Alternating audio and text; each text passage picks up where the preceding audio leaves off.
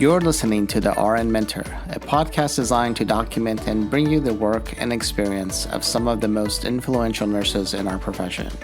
We will be sitting down and having a discussion with the leaders of today's nursing world as they share their work, how they navigate their nursing path, and their views on the future of the profession. My name is Ali Tayeb. I am a registered nurse, United States Navy veteran, a Jonas Veterans Healthcare Scholar, and your host for the RN Mentor.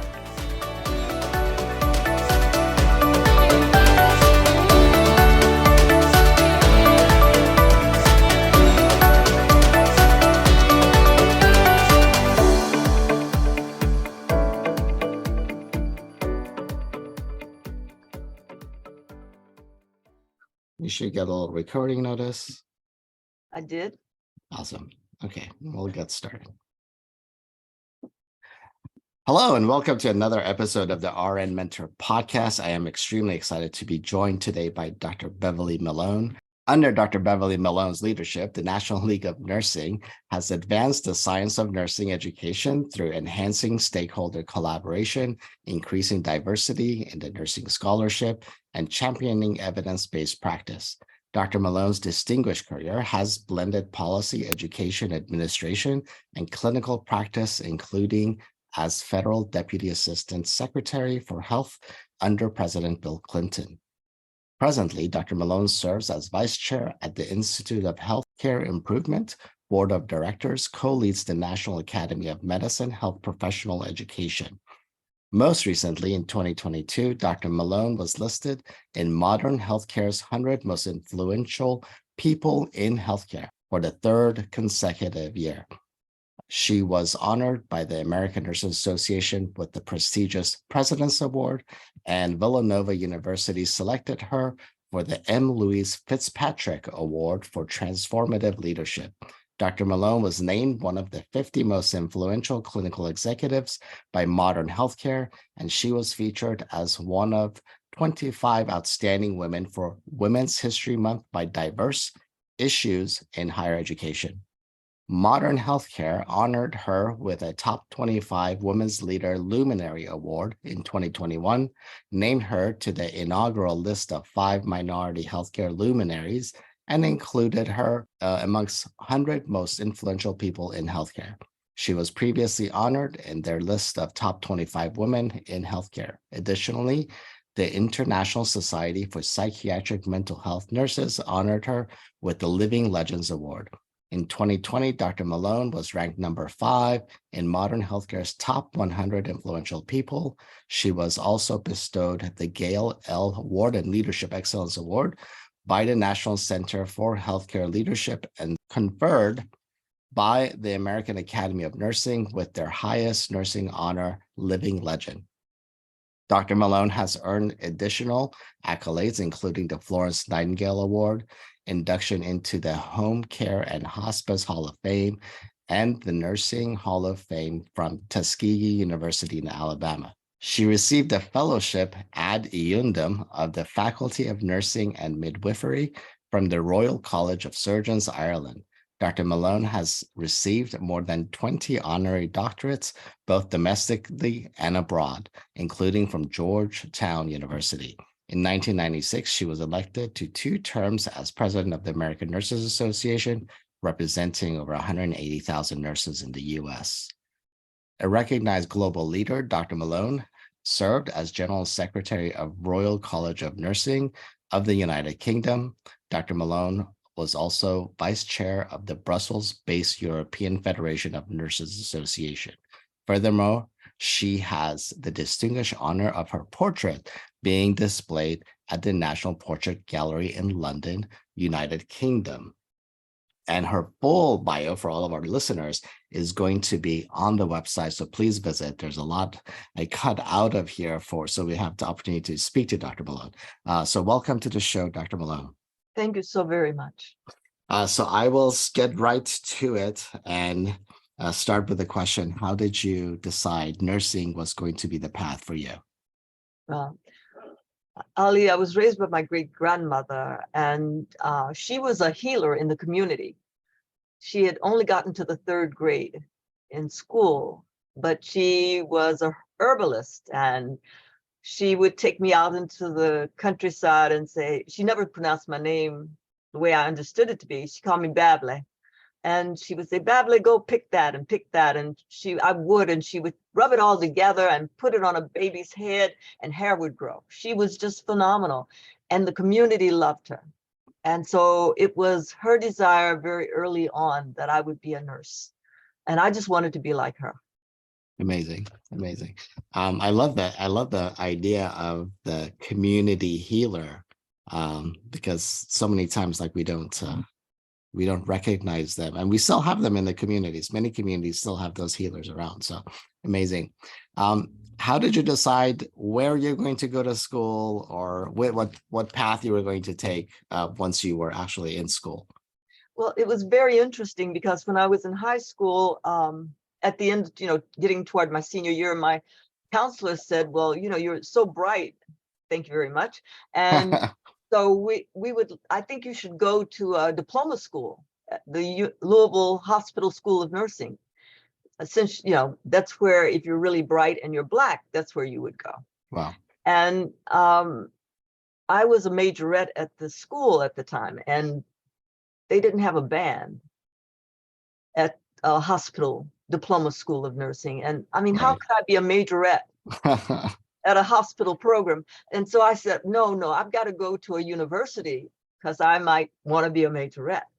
And then another one of my colleagues who happened to be white, her name was Bridget, and she said that her father told her that if she was going to be a nurse, she had to be a baccalaureate prepared nurse and go to a university. And I thought, well, if it's good enough for Bridget, it must be good enough for Beverly. And with that background, I'd made the decision that I would go to a university. My mother and my sisters and my brother, they all lived in Cincinnati, Ohio. And I had never lived with my mother. I was raised by my great-grandmother. And I decided, well, I could actually live with my original family and go to school at the University of Cincinnati. So I only applied to one school. And and fortunately they accepted me. And that's how I made the decision to get my baccalaureate degree. And that's how I made the decision to go to Cincinnati. Wow, amazing. How common, when you were doing that, how common was it to have a Black woman at a university in the nursing program? Were you a one of one, or were there other? No, we started out with one of five. I was the only one to graduate, though. Wow. Yeah, Wow. it was not a good story. My colleagues, they were bright, wonderful. I mean, and some of them went to other places after it didn't work out at the program there. But I was a top student, and even you had to be, if you were Black, you had to be a top student in order just to graduate, which made no sense at all. You can be a great nurse and not necessarily be at the top of your class, because you can actually be a poor nurse and be at the top of your class. Very true. So I was very saddened by the loss of my colleagues, to start out with five of us and end up with only one. I was, I think, the third or fourth nurse to ever graduate who was Black from the University of Cincinnati at the time. No. Thank you for sharing that. The reason I brought that up, and I'm kind of diverge from what I normally ask along the way, but you mentioned you're one of five or the one that graduated out of the five. Are we doing enough? And the reason I'm asking this is I don't want to forget it later. Are we doing enough in nursing? And I kind of know the answer to this. Are we doing enough to actually be inclusive of the diverse populations? Because if you look at our numbers, we are still primarily white women in the profession of nursing. And we talk a lot about diversity, and I've had previous guests that have had their own opinions around this. What are we, I should just ask, what are we not doing to be more inclusive and supportive of diverse nurses within the communities that we're serving? Well, first of all, we're doing better than we were. Right. So everybody pat themselves on the back and say, we're not where we used to be. It's not 1 out of 5, right. That, and only the one graduates. Right. But there's plenty of room to do better. And the population that we serve needs more diversity and inclusion. the people that we care for. And we know that patients do better when they have people who remind them of themselves and who look like themselves. So there needs to be some level of inclusion, not just numbers, but inclusion. And that means in terms of leadership positions, who make the rules and expectations and all of that, those decision makers. We need nurses of color who are in those roles and responsibilities. So I'm thinking that it's like any other issue that we would address. We just don't usually do it well. I mean, if I was a dean of nursing for about 10 years, and most deans, when you have a problem, you put together a strategic plan. You identify what the issue is, and then you put together the plan. You find the resources to support you moving in that way, and you get there, right? And it may take you 3 to 5 years to make that kind of transformational process. What I find happens is that there's not usually the resources assigned to the strategic plan. So people may have ideas, but they may do one little piece and suddenly nothing else is done. Or you get someone to do it who's Black and already there, and they find that all they're doing is being the person or the person of color, whether it's Hispanic or Black or international, that everybody's coming to them. And so they don't get their scholarship done. They don't get what they need to survive in the system for themselves.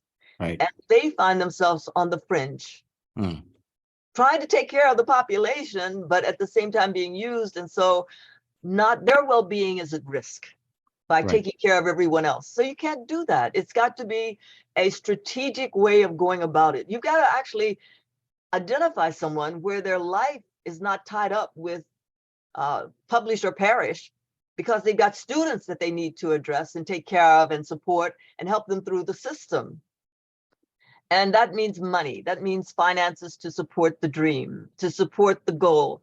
And so what I find is that we all know how to do strategic plans. And we have to actually set aside, allocate the dollars to support that over a time period. I mentioned to you 3 to 5 years. So it's not like one semester you can find money and then, oh my goodness, we've got something else came along, we've got to do that. And so the money just disappears and the process is interrupted and disrupted, and there's nothing smooth about it. There's nothing that says this is a journey that we intend to go on with a high level of commitment. It takes that to make a difference. It does. It does.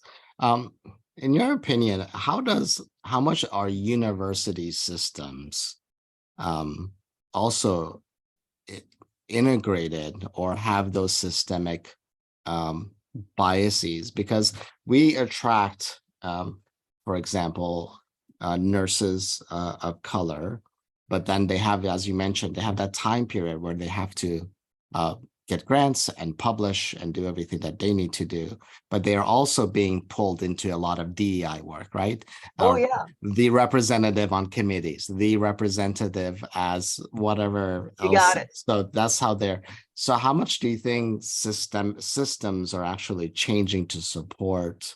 Are we changing fast enough to support the diversity of faculty that we need, and the systems that are sort of in place now?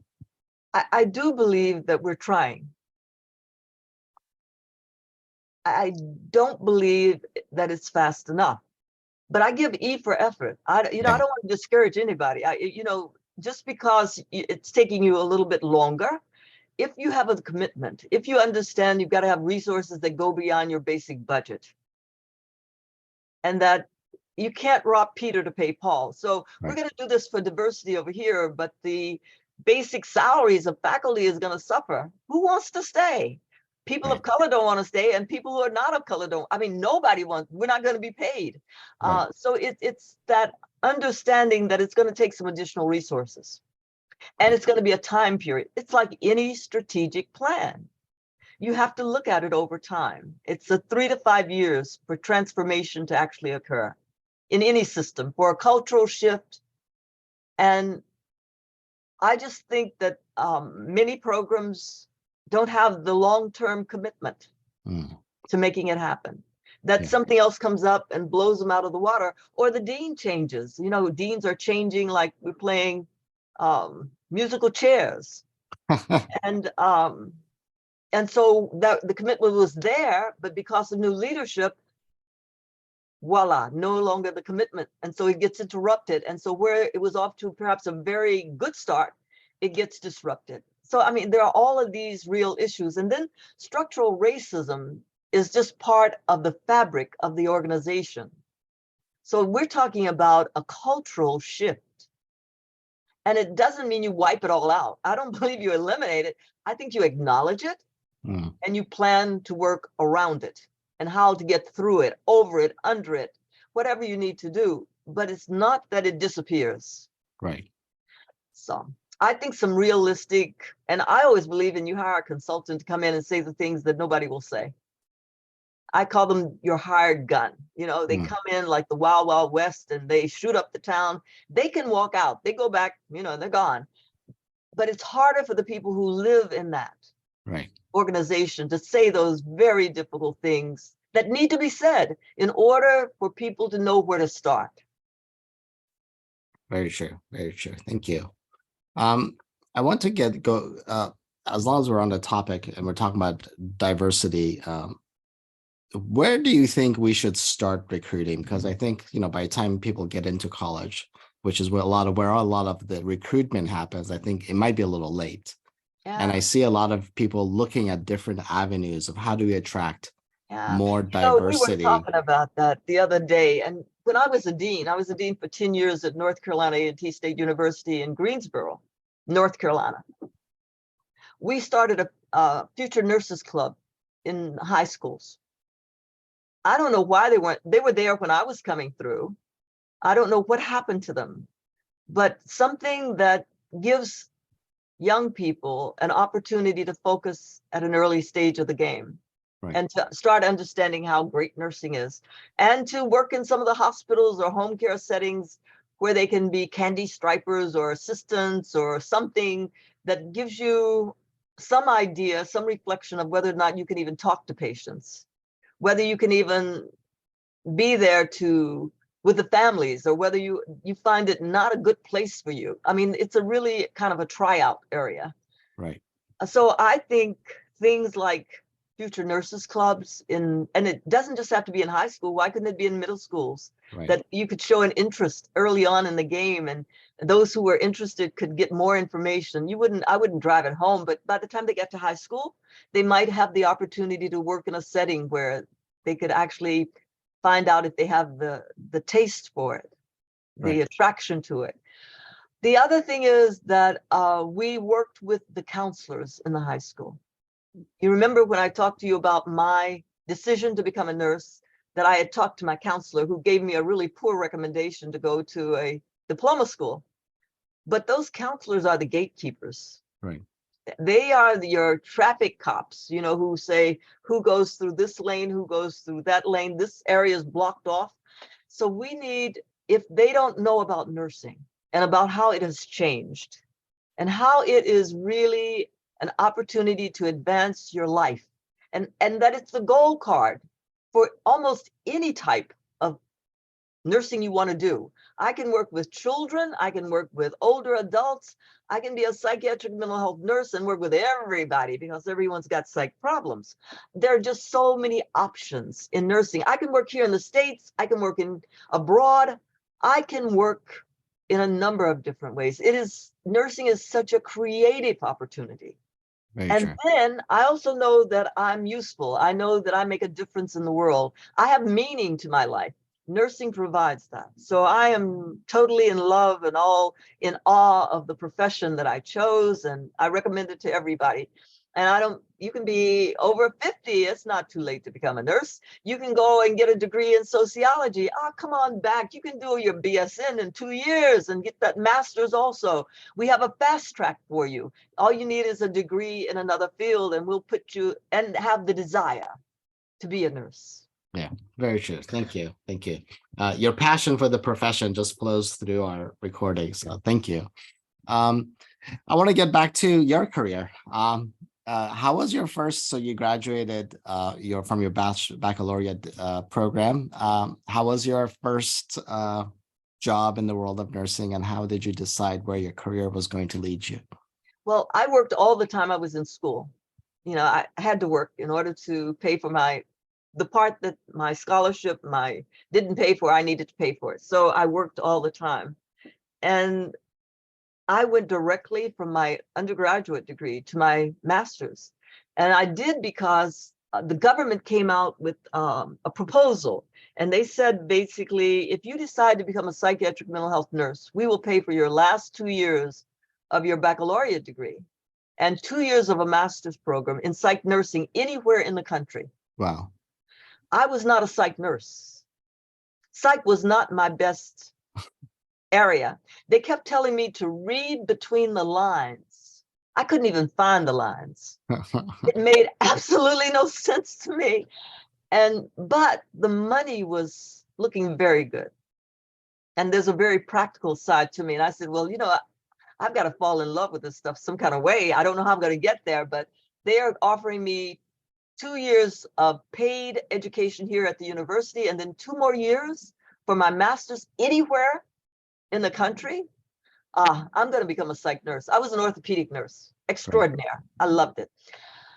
So that's how I changed my major. I mean, my focus, not my major, my specialty area to psych nursing. And I went to Rutgers where Peplau was the chair of my department. Oh, wow.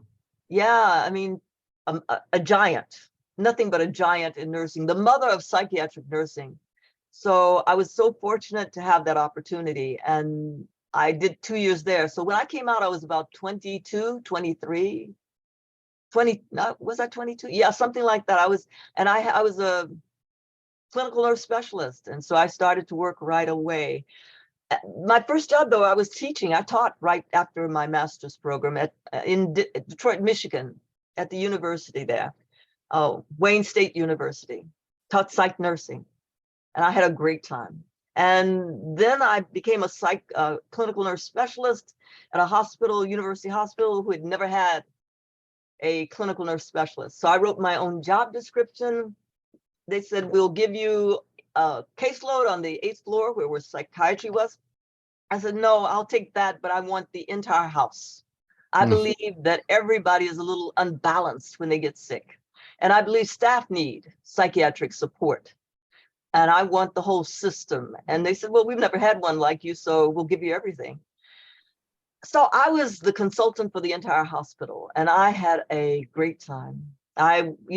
They would call me if a surgeon acted out on one of the floors, and I would go see him, and he needed just some time out, and it was that time of the month for him. So I was able to have the time of my life from working with burn patients where moms or dads had done some horrible things to their children about hot water in tubs, wow. Just crazy stuff, to working with staff who couldn't work with certain patients and yet didn't understand the dynamics of what was going on with them as to how it affected the care and how it affected the families. I remember one young Black man who had been shot in the back, in the leg by the policeman. And he was on the orthopedic floor, which is my favorite anyway, but they had put him all the way in the back of the unit so they could avoid him, because when his family came in, his family was loud and boisterous, and he was flirting with all the nurses. But it was, I don't know if you remember, but the time of miniskirts, when we wore very short, even nursing uniforms, and there was a lot going on. And so the nurses didn't understand the part that they played in this whole thing. And the young man was abusive verbally. And so I had to help him understand he would not be able to survive. He kept behaving that way because no one wanted to care for him when he was shouting and yelling at them, and they were afraid of him. And so I was the one who would barter the situation between the staff and the patient, helping them to understand each other and helping nurses to understand our role in terms of taking care of people and understanding what we bring to the situation. And I loved the work. I had a great time. So that was my first big job, was being that clinical nurse specialist that they'd never had before. That's amazing. And it's very it's very visionary for somebody to walk into an institution and say, yes, I'll take that, but I also want these other components that they've never had. And good for them for saying yes to Yeah, what you wanted to do. So yeah. that's They just didn't know better. um, And when I worked with Peplau, what she did was she took my little frame. I'm from Elizabethtown, Kentucky, right? And she took that frame that I have and she did this with it. just expanded And it. basically said, you can do anything you want to do. You're a nurse. You're a psychiatric mental health nurse. You are a clinical nurse specialist with a master's degree in psych nursing. Go take on the world. Wow. And I believed it. I bought it whole. I'd seen her do it. Yeah. So, when you see someone do it, it makes it so much easier for you to just say, I can do that too. Yeah. When you have the mentors and the role models, You it better really believe it. does. It And really I've been does become so easier. fortunate to have some of the most wonderful mentors and role models. Great. I appreciate that. So you've I mean, besides your clinical work, I mean, just reading your full bio, you have accomplished so much as a leader in nursing, and thankfully you've been recognized for a lot of this work. Yeah. How did you decide that you were going to take on a leadership role Yeah. in nursing and help guide the profession? Yeah. Well, I was working at University Hospital, night duty. And this was just when I was in school, and I really thought I knew I was good. It wasn't about thinking. I knew I had an effect on patients. I knew they got better. I didn't know why exactly they got better, but whatever it was something about the way I interacted with patients. And the knowledge that had been shared with me and that I'd soaked up about giving good quality, safe care and understanding families that, people are not, even if you are the only person there, you came from a system of a family, no matter how long ago, and it's still affecting you. So I thought one day, I said, oh, so you're so good. I'm talking to myself. You're all this in a bag of chips, right? They don't really need just one of you. We need an army Hmm. of nurses who know they're good, of nurses who know that they have something to offer. We need an army of nurse leaders. So what are you just going to stay with Bev Malone? She does such a good job. I'm so proud of her. Look in the mirror. I like you a lot. No, you owe more. You've got to do more. If you think you're all this, then that means you have to give at a different level of the system. You've got to take whatever has been given to you, and you've got to share it with others so they can even do greater things and more things. That's what the patients need. That's the people we care for.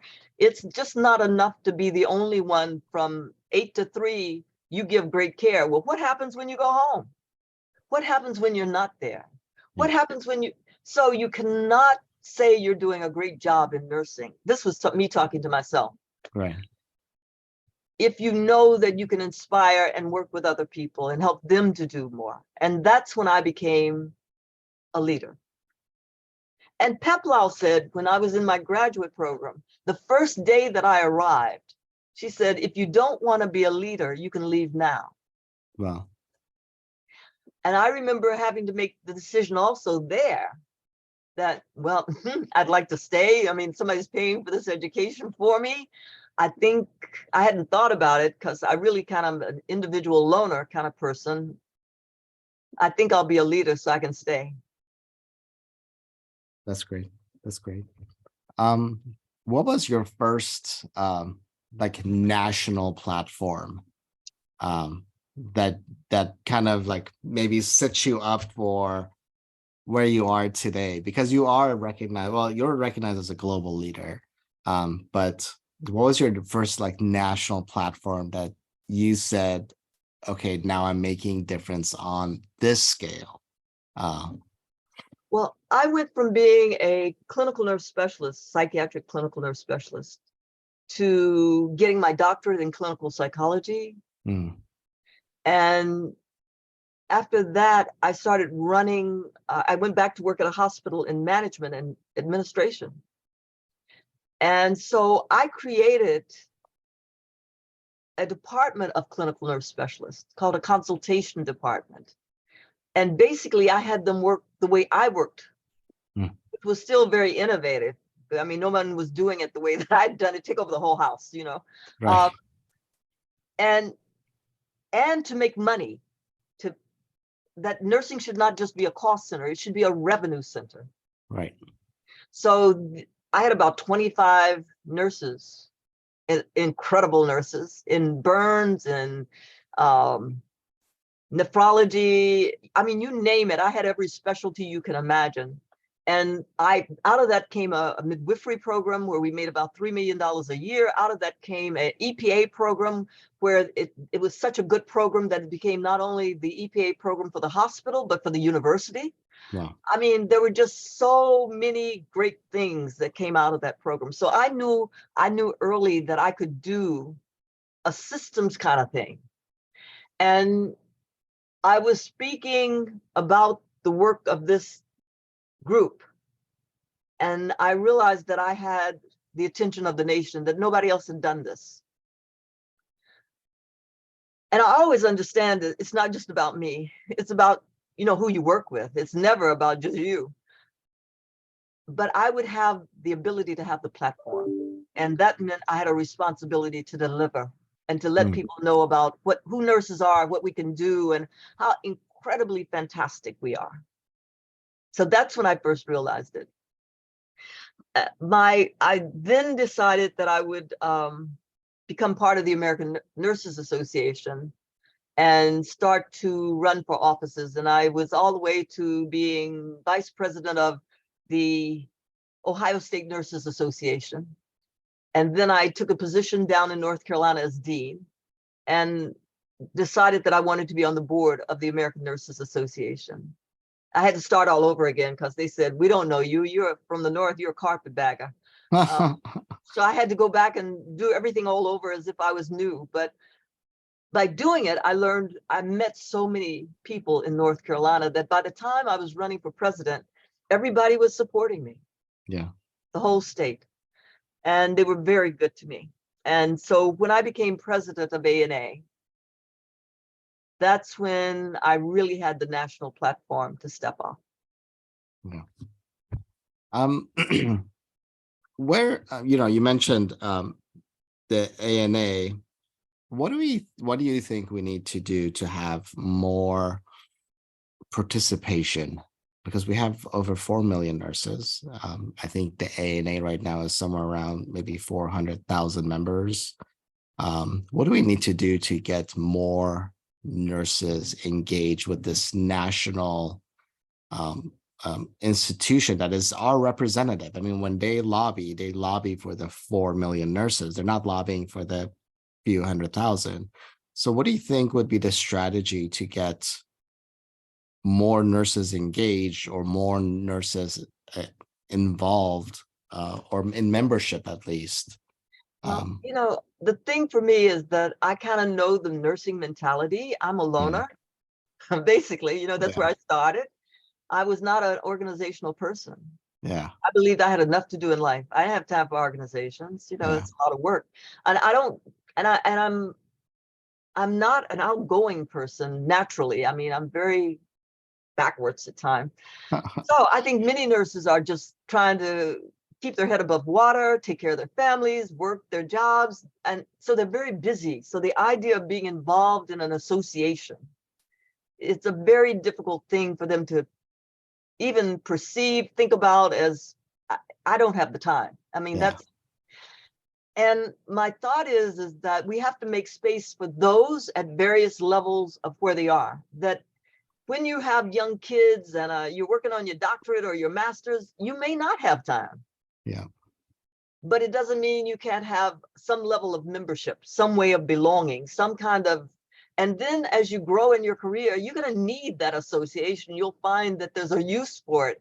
And so to have opportunities along the way for various ways to be involved. Yeah. And I think that ANA is starting to do some of that. I see it in a better way. I think the magnet study, the magnet whole and credentialing is a great way of getting people involved and getting them more tied up into the profession.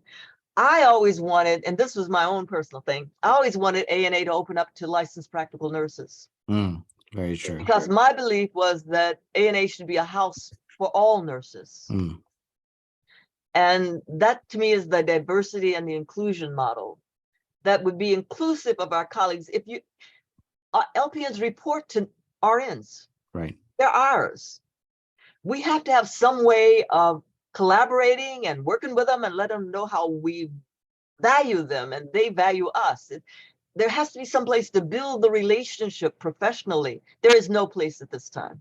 Right. So I had always hoped, well, there is a place, it's called the National League for Nursing, but it's not at the level of every nurse. These are for educators. The NLN is for all nurses, but ANA is still only for the RN. And I would just love to see it open its doors to include our LPN colleagues, because there's just not enough nurses to go around. And anybody who puts their hands on patients, I have a concern about. I want to see them professionally develop.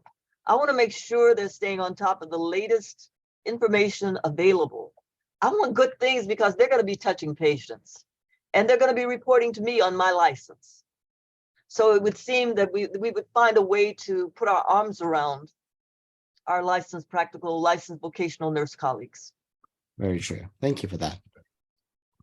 I want to take just a few minutes and talk to you about your current work and the work that you're doing internationally. We don't see a lot of nurses that are involved on several continents. So how are you? First of all, where do you have the time?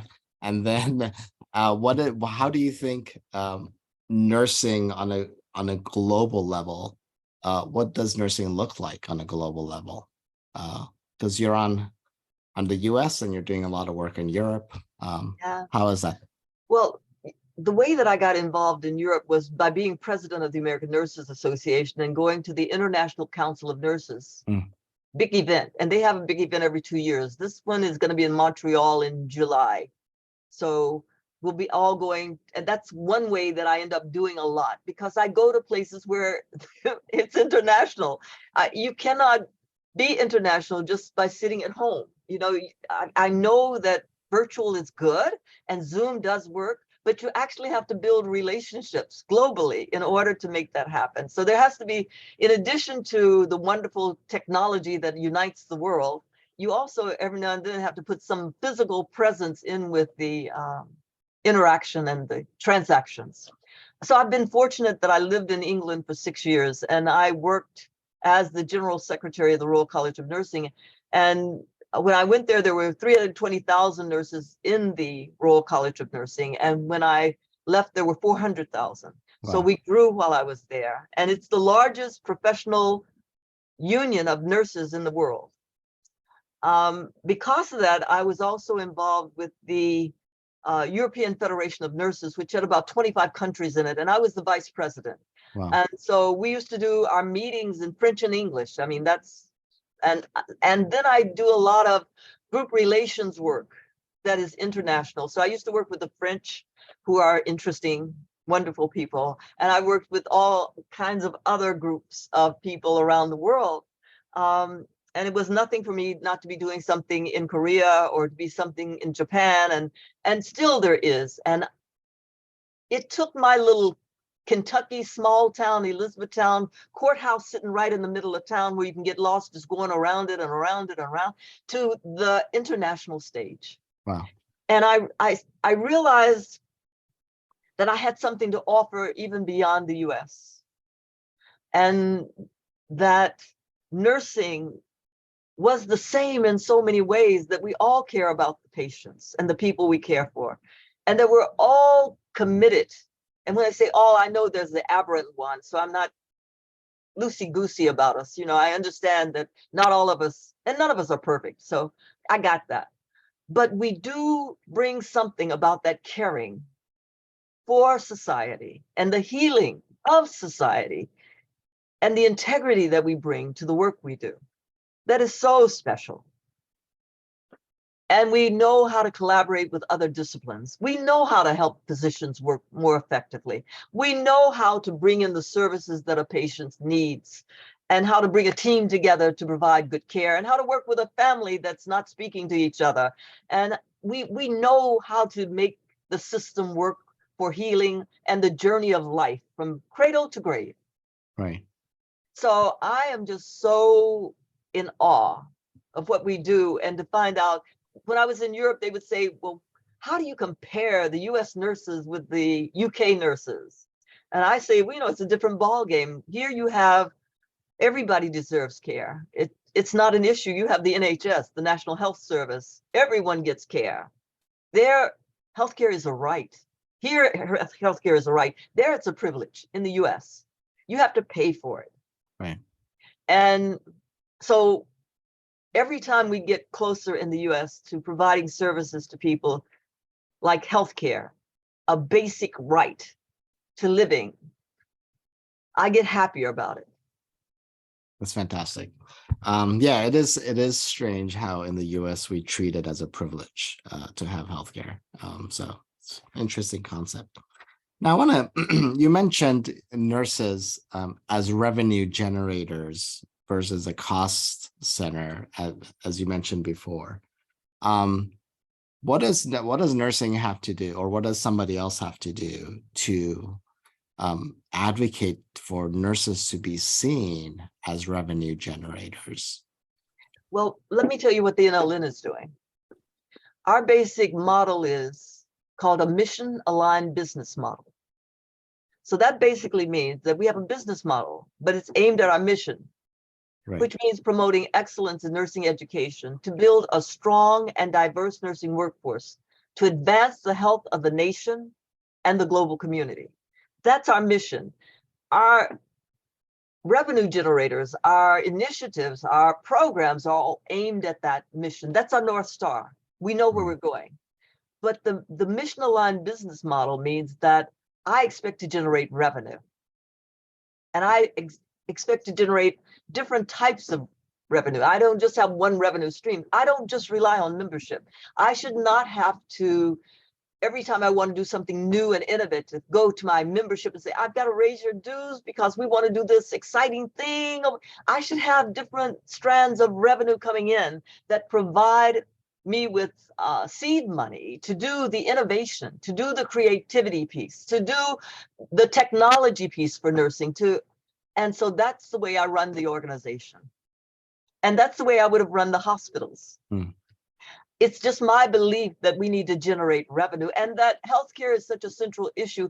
Other people should pay for it.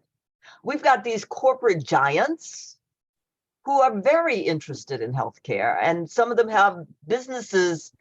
For them, it's about this is where they make their money. So why shouldn't they give some money to the organizations like nursing and schools of nursing and hospitals where the care, their employees?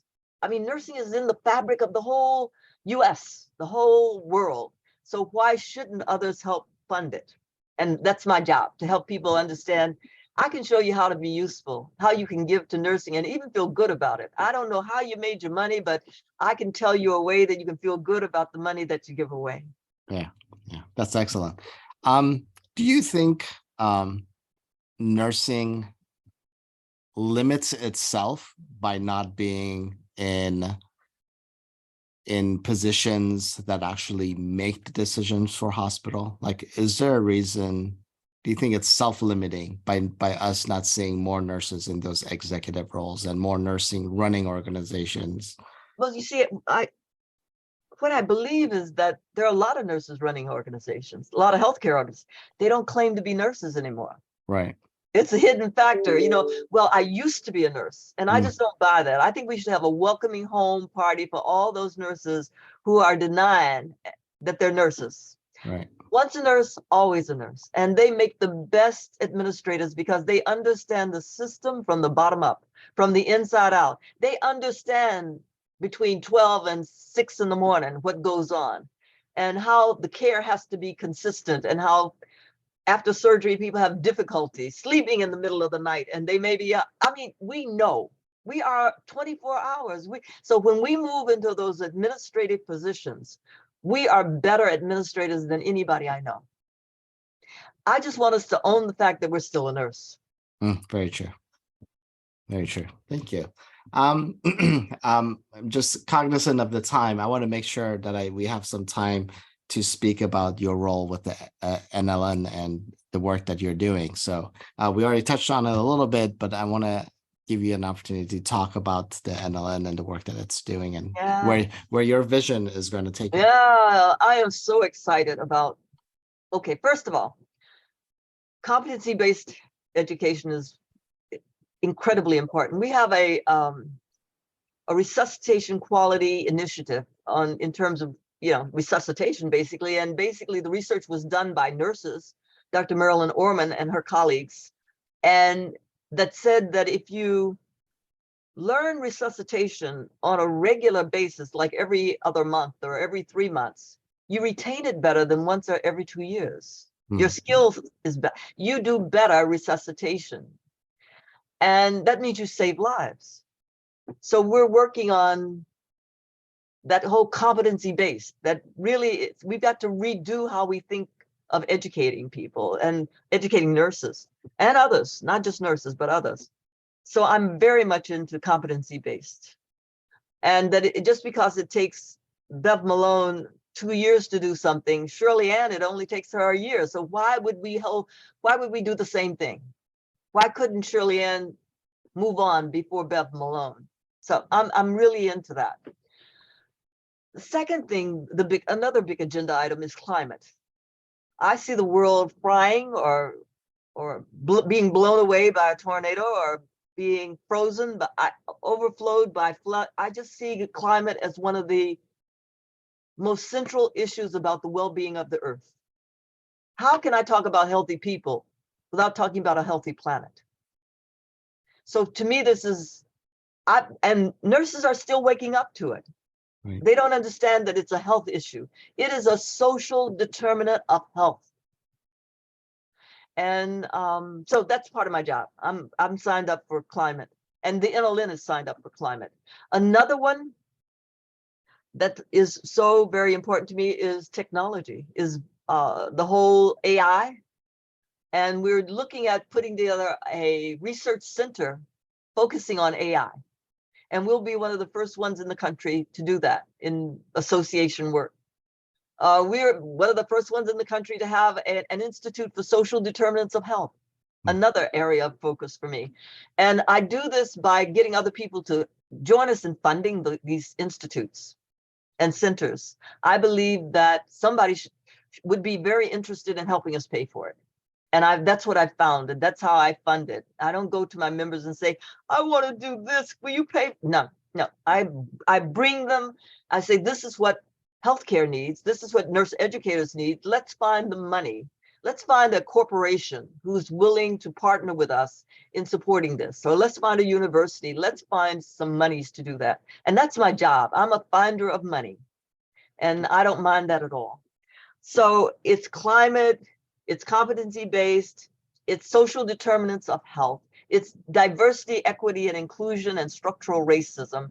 These are all incredibly important issues. And when I look at the future of nursing, that's where we're going. And then, of course, the older adults, the most vulnerable populations, the most marginalized populations, how do we make sure that we are giving excellent care? And the nursing shortage, workforce issues, that's another one of my big ones. And I believe wholeheartedly, you brought up some things. How do you keep nurses? You keep them by understanding that so many of them, that when they get on the units, in hospitals, for example, it becomes their world. This is where they work, and how that little unit operates and how people are treated while they're working makes a huge difference. And we can talk about, well, it's overpowering the work. Well, a lot of it has to do with whether they're functioning as a team and whether they feel included, whether they belong, whether they end up crying I used to be a director of nursing. I know some of them cry every shift. I had one nurse manager in neonatal intensive care. She would come in my office at least to cry every month. And it would be boo hoo hoo hoo hoos. And it's because we don't focus enough on the quality of the environment in which we work. So part of my job is to help with that.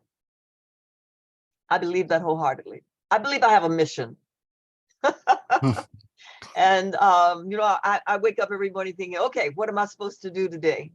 And the reason that I get up is I know that there are things for me to do and that I do it well. Oh, thank you. Thank you for that. If there was not that if, there will be a young nurse listening to this podcast shortly. If you could give them a message based on your life experience and being the person you have become over time, what would that advice be? Yeah. Love nursing, love yourself. Practice loving yourself. It's person in role in system. So you're a person, but you're in a nursing role and you're in the system of the work wherever you are. And you have to be appreciative of who you are. And that means you have to take care of yourself. So I would say to every nurse out there, and then if you want to get to say, oh, I think I might want to do what Bev Malone does. I saw her and she's not as tall as I thought she was. I think I'm taller than her and I think I could do more than her. I would say, yes, you sure can. Put one foot in front of the other foot. Don't stop, colleagues. Just keep putting one foot in front of the other foot. I couldn't see when I was 21 where I would be. I had no idea that I would be here and that I would have done some of the things that I've been able to do. It surprises me sometimes you can only see when you look back. You sometimes looking forward, you can't see it. And it's okay not to see everything, but you put one foot in front of the other foot. You'll see the doors open. There's this cartoon of a New Yorker little girl, and she's standing in front of her door in New York City, and there are multiple locks on the door. Kathy is the cartoon, and Kathy says, opportunity knocks, but by the time I get the door unlocked, it's gone. And so I would say to that nurse out there, when opportunity knocks, colleagues, be ready to step through the door. Be ready to open the door. Don't procrastinate. Don't say, oh, I got to go away and think about it, and it's going to take me a year or two to do that. It'll be gone by the time you get back to it. Take the opportunities that are presented to you. And then get you a mentor. Make sure you have, and not just one, you need multiple mentors. If you want to be international, get you an international mentor. If you want to be a psych nurse, get a psychiatric nurse mentor. If you want to be a community worker, get you someone who's working in the community. You need multiple mentors for all of your dreams of who you want to be. Very true. Very true. Thank you for that. Appreciate it. I want to give you any last comments, words that you'd like to share before we sign off. Yeah, I would just say, love yourself. Practice it. Work on it. Say good things to yourself in the morning when you get up. Oh, Bev Malone, I like you so much. Yeah, you do some simple things sometimes, but I'm going to forgive you because this is a new day and we're going to give it our best shot at it. Be good to yourself, colleagues. And sometimes it'll feel like no one else is being, but you should be good to yourself. Very true. Very true. Wise words. Thank you. Thank you for this. I have been incredibly privileged and honored to be joined by Dr. Beverly Malone with the NLN. And I look forward to bringing you this podcast and future podcasts. So thank you so much for listening.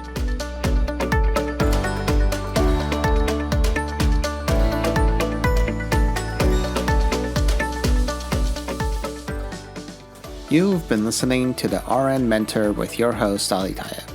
Please don't forget to visit www.alirtayeb.com. That's www.alirtayeb.com for podcast notes and resources. And don't forget to subscribe. Until next time, I wish you fair winds and following seas.